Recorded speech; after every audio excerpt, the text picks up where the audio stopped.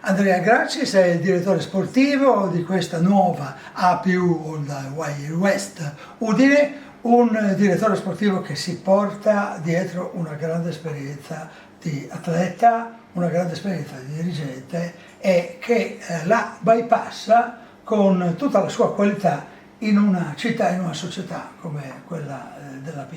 Con quali prospettive, direttore?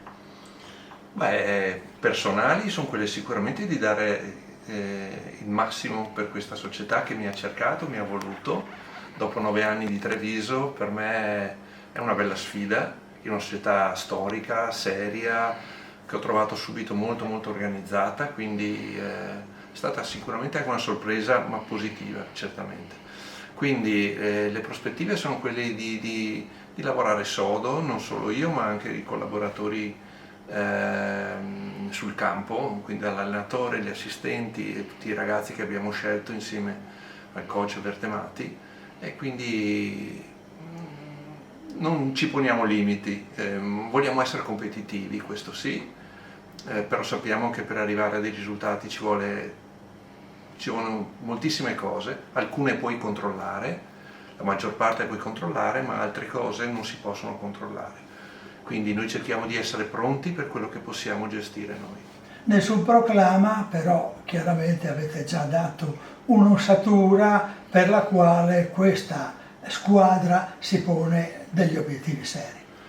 Sì, l'obiettivo serio è quello sicuramente di essere impegnati al 100% e dare ognuno il 100% e insieme far più del 100%, perché la squadra deve essere più della somma delle singole individualità.